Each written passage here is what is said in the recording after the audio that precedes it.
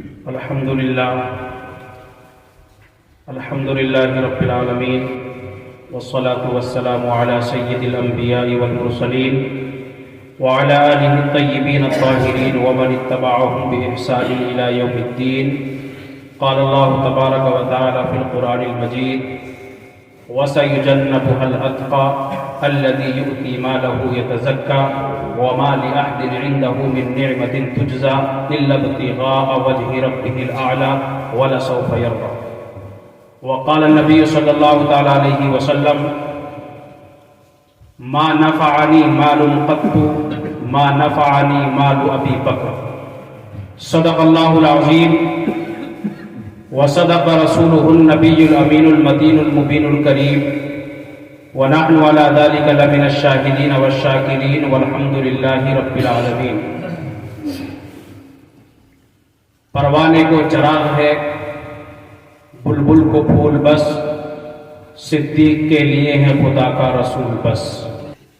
پچھلی مرتبہ میں نے حضرت ابوبکر صدیق کے تعلق سے یہ بتایا تھا کہ ابوبکر صدیق نبیوں کے بعد سب سے بڑا مقام اور مرتبہ اگر کسی کا ہے تو وہ یار غار صدیق اکبر رضی اللہ تعالی عنہ کا. خطبے میں بھی آپ سنتے ہیں: افضل البشر بعد الانبیاء بالتحقیق امیر المؤمنین ابی بکر الصدیق. کہ نبیوں کے بعد سب سے افضل ذات اگر کوئی ہے تو وہ امیر المؤمنین حضرت ابوبکر صدیق رضی اللہ تعالی عنہ کی ہے. ان سے زیادہ افضل اور اعلیٰ ذات کسی کی نہیں. بعض لوگوں نے جو شیعہ حضرات ہیں انہوں نے یہ کہا کہ نہیں، ابوبکر صدیق کی ذات افضل نہیں ہے بلکہ مولا کائنات حضرت علی رضی اللہ تعالیٰ عنہ کی ذات یہ سب سے افضل ہے. اور اہل سنت والجماعت کا موقف یہ ہے کہ ابوبکر صدیق سے افضل و اعلیٰ ذات کسی کی نہیں. اب آپ سوچیں گے کہ یہ تو مولویوں کا جھگڑا ہے، مولویوں کا اختلاف ہے، وہ کہتے ہیں علی افضل ہے اور ہم کہتے ہیں حضرت ابوبکر صدیق افضل ہے. دونوں کی بات چھوڑ دو، قرآن سے پوچھتے ہیں کہ قرآن کس کو افضل والا بتاتا ہے، حضرت علی کو یا حضرت ابوبکر صدیق کو؟ تو قرآن نے ایک فارمولا دیا. 26ویں پارے میں اللہ ارشاد فرماتا ہے: ان اکرمکم عند اللہ اتقاکم. اللہ کے نزدیک سب سے بلند مقام اور مرتبہ اس کا ہے جو سب سے بڑا متقی اور پرہیزگار ہے. یہ قرآن نے ایک اصول بتا دیا، جو سب سے بڑا متقی ہوگا اس کا مقام اور مرتبہ سب سے زیادہ بلندوں والا ہوگا. اب دیکھنا یہ ہے کہ سب سے بڑا متقی قرآن نے کس کو کہا. تو قرآن 30ویں پارے میں سورہ لیل میں اللہ ارشاد فرماتا ہے: وَسَيُجَنَّبُهَا الْأَتْقَى الَّذِي يُؤْتِي مَالَهُ يَتَزَكَّى وَمَا لِأَحَدٍ عِندَهُ مِن نِّعْمَةٍ تُجْزَى. قرآن نے فرما دیا، اللہ فرماتا ہے ہم جہنم سے بچائیں گے اس کو جو سب سے بڑا متقی ہے. الَّذِي يُؤْتِي مَالَهُ يَتَزَكَّى، جو اپنے مال کو اللہ کی بارگاہ میں خرچ کرتا ہے تاکہ اس کی جان بھی پاک ہو جائے اور اس کا مال بھی پاک ہو جائے. یہ اللہ نے قرآن میں ارشاد فرمایا. اللہ سب سے بڑے متقی کو جہنم سے بچائے گا. اے میرے مولا، یہ سب سے بڑا متقی ہے کون؟ تو مفسرین فرماتے ہیں یہاں اتقا سے مراد حضرت ابوبکر صدیق کی ذات. ثابت ہوتا ہے کہ جب سب سے بڑے متقی وہ ہیں تو سب سے زیادہ بلند والا اور اعلیٰ مقام بھی حضرت ابوبکر صدیق کا ہے. اور بعض لوگوں نے کہا کہ نہیں، یہاں اتقا سے مراد بھی حضرت علی ہیں، جو سب سے بڑے متقی ہیں حضرت علی ہی ہیں. لیکن آگے رب نے فرمایا نہیں، یہاں اتقا سے مراد، متقی سے مراد وہ انسان ہوگا وَمَا لِأَحْدٍ عِنْدَهُ مِن نِّعْمَةٍ تُجْزَى، کہ جس کے اوپر کسی کا کوئی احسان نہیں ہو، وہ مراد ہوگا. اب جب دیکھتے ہیں کہ حضرت علی کی ذات کو اور حضرت ابوبکر صدیق کی ذات کو، تو حضرت علی کے اوپر تو خود اللہ کے رسول کے اتنے دنیاوی احسان ہیں کہ آپ نے ان کو پالا ہے، ان کو کھلایا ہے، ان کو پلایا ہے. اگر کسی کا احسان دنیاوی کسی کے اوپر نہیں ہے تو وہ حضرت ابوبکر صدیق کے اوپر نہیں ہے. بلکہ نبی خود فرماتے ہیں لوگوں کا احسان تو دور کی بات، نبی فرماتے ہیں میرے اوپر سب سے بڑا احسان اگر کسی کا ہے تو وہ ابوبکر صدیق کا ہے. اس نے دوستی سے بھی میرے اوپر احسان کیا ہے اور مال سے بھی میرے اوپر احسان کیا. تو تو سب سے بڑے احسان کرنے والے بھی حضرت ابو بکر صدیق ہوئے. اس سے ثابت ہوتا ہے کہ سب سے بڑے متقی اور پرہیزگار بھی وہی ہیں اور سب سے زیادہ افضل و اعلیٰ بھی وہی ہیں. اور جب یہ آیت نازل ہوئی وَسَيُجَنَّبُهَا الْأَتْقَى، اللہ اس متقی کو، اس ابو بکر کو جہنم سے بچائے گا. الَّذِي يُؤْتِي مَالَهُ يَتَزَكَّى، جو رب کی بارگاہ میں اپنے مال کو دیتا ہے، خرچ کرتا ہے.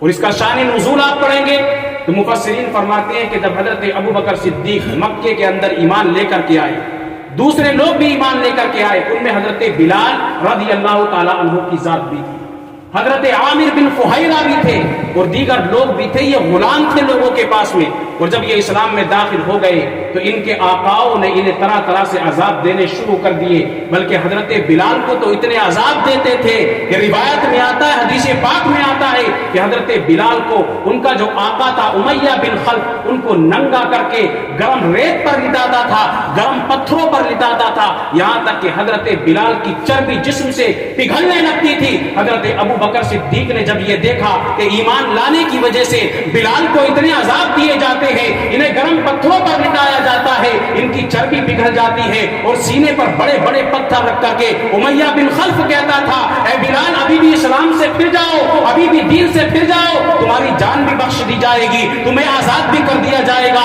لیکن ادھر کہتے تھے کہ نبی کو گالی دو، اللہ کو گالی دو. لیکن بلال گرم ریت پر لیٹے ہوئے، سینے پر بڑا پتھر ہوتا تھا، لیکن آواز یہی آتی تھی احد احد، میرا رب ایک ہے، میرا رب ایک ہے. جب حضرت ابو بکر صدیق نے یہ دیکھا کہ ان مسلمانوں کو ایمان لانے کی وجہ سے ان کے آقا اتنے عذاب دیتے ہیں، اتنا پریشان کرتے ہیں، ابو بکر صدیق نے بہت زیادہ قیمت دے کر کے، مال دے کر کے حضرت بلال کو بھی آزاد کرایا. اور ان کے ساتھ 6 غلام اور تھے جن کو حضرت ابو بکر صدیق نے آزاد کروایا. اس لیے نبی فرماتے ہیں مال سے جو احسان ابو بکر نے مجھ پر کیا ہے، اور جو احسان ابو بکر کا مجھ پر ہے وہ کسی کا میرے اوپر نہیں ہے.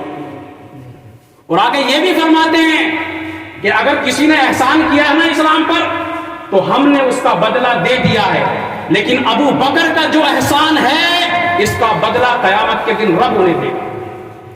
یہ نبی نے حضرت ابو بکر کے بارے میں فرمایا.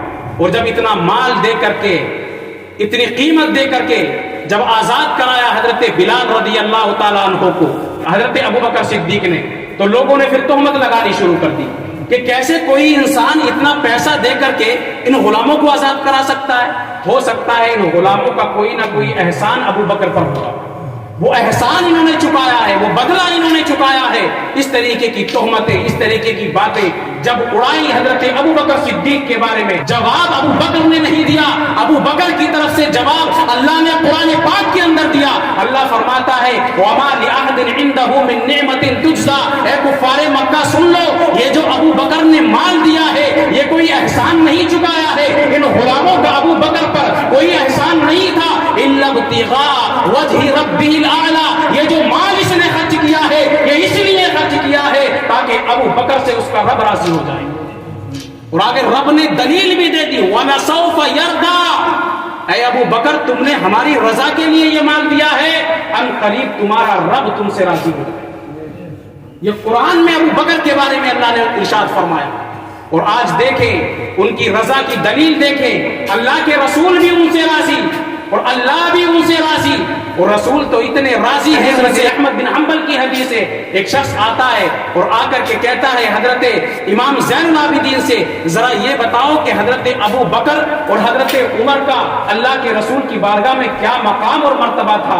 حضرت امام زین العابدین جب اتنا سنتے ہیں ارشاد فرماتے ہیں بعد وفات آج وہ دنیا میں نہیں ہے، جو مرتبہ آج ان کا نبی کی بارگاہ میں ہے وہی اس وقت تھا جب وہ زندہ تھے. آج کیا مرتبہ ہے ابو بکر کا اور عمر کا نبی کی بارگاہ میں؟ ان کا مرتبہ یہ ہے کہ وہ اسی ہرے گنبد کے سائے میں ایک دائیں جانب اور ایک بائیں جانب نبی کے پہلو میں سوئے ہوئے ہیں. حضرت امام زین العابدین نے فرمایا آج جو ان کا مقام و مرتبہ اس دنیا سے جانے کے بعد ہے کہ وہ پہلو رسول میں سوئے ہوئے ہیں، یہی مقام و مرتبہ ان کا اس وقت تھا جب وہ دنیا کے اندر تھے.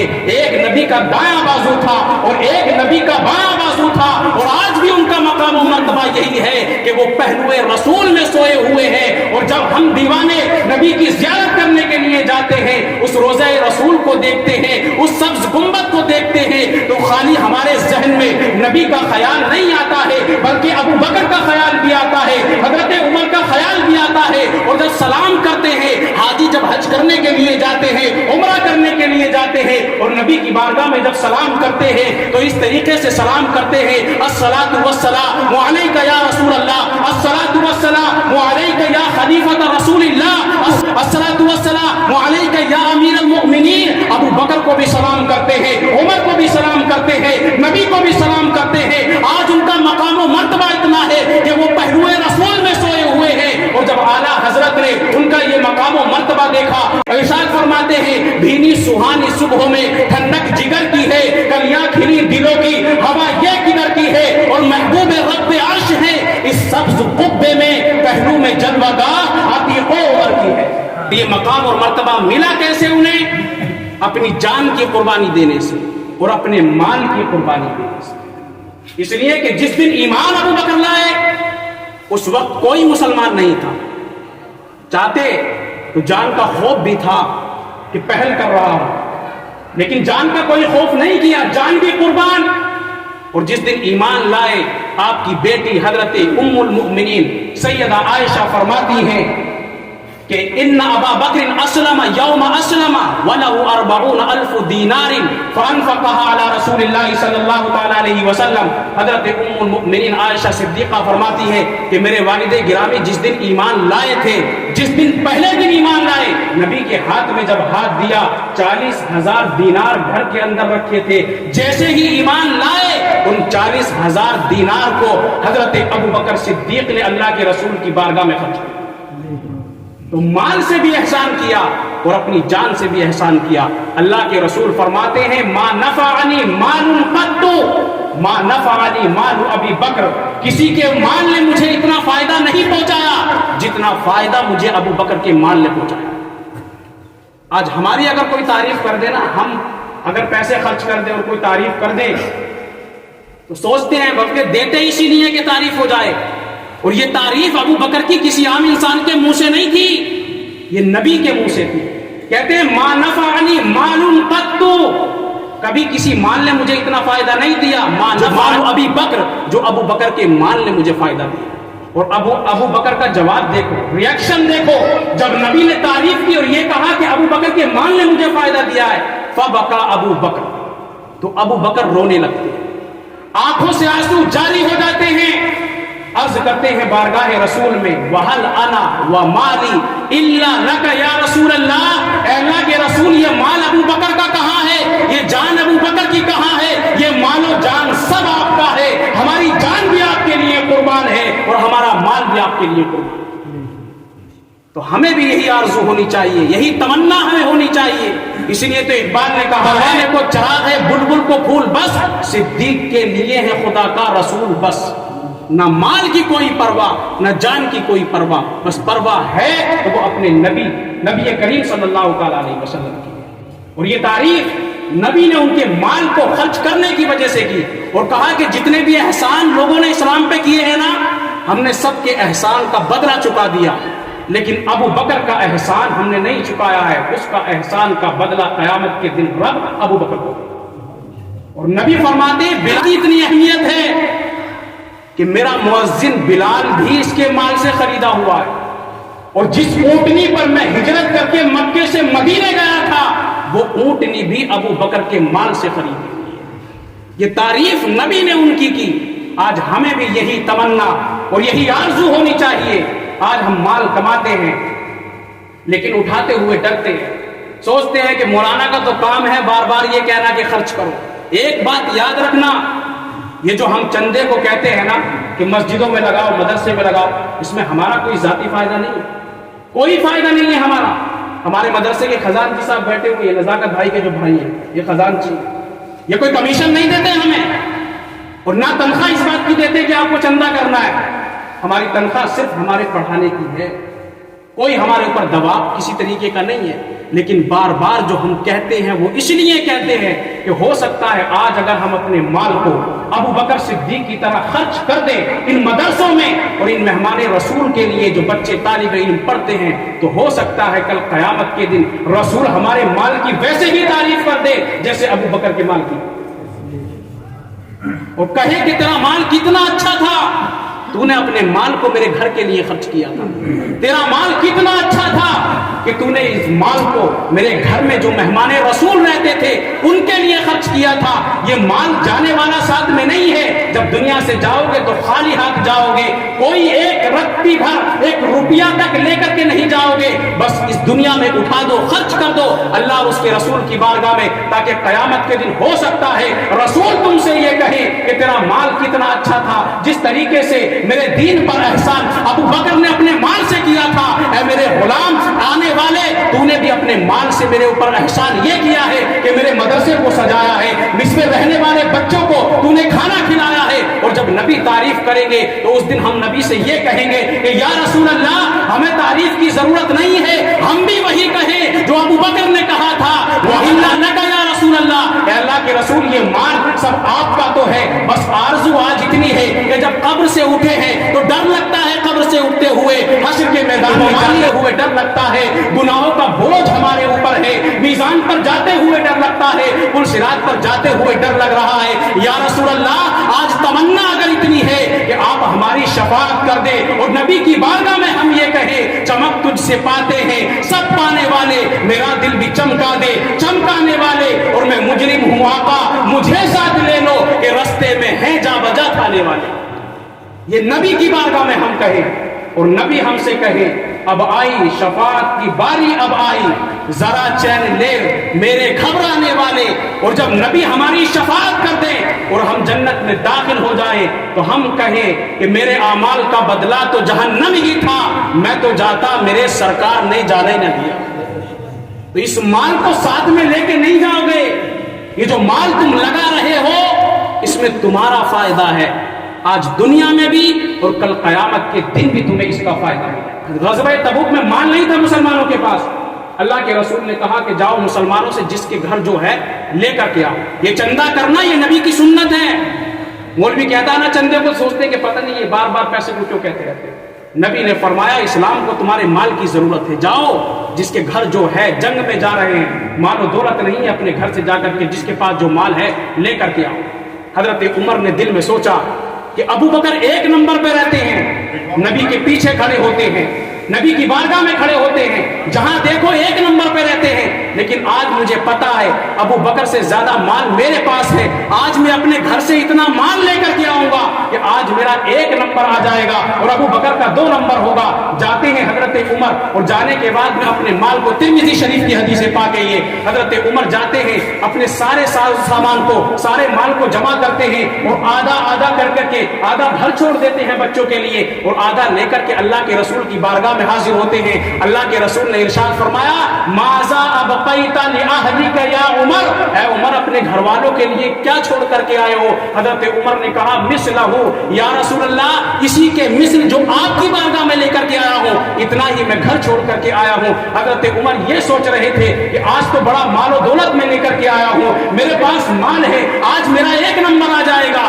لیکن دیکھتے کیا ہے کہ ادھر سے ابو بکر صدیق آ رہے ہیں، ہاتھ میں برتن بھی ہے، گھر کی جھاڑو بھی ہے، سارا ساز و سامان لے کر کے نبی کی بارگاہ میں حاضر ہوتے ہیں۔ نبی مسکراتے ہیں، ارشاد فرماتے ہیں اے ابو بکر ماذا ابقیت لأہلک، اے ابو بکر گھر والوں کے لیے کیا چھوڑ کر کے آئے ہو؟ تو آنکھوں میں آنسو آ جاتے ہیں، عرض کرتے ہیں یا رسول اللہ ابقیت لہم اللہ ورسولہ، یا رسول اللہ گھر میں کوئی ساز و سامان نہیں چھوڑا ہے، آج اگر میں نے اپنے گھر والوں کے لیے کچھ چھوڑا ہے تو وہ اللہ اور اس کے رسول کو چھوڑ کر کے آیا ہوں، ایک رتی مال بھی میں نے اپنے گھر میں نہیں چھوڑا ہے، جو کچھ بھی تھا یہاں تک کہ جھاڑو برتن تک میں آپ کی بارگاہ میں لے کر کے آیا۔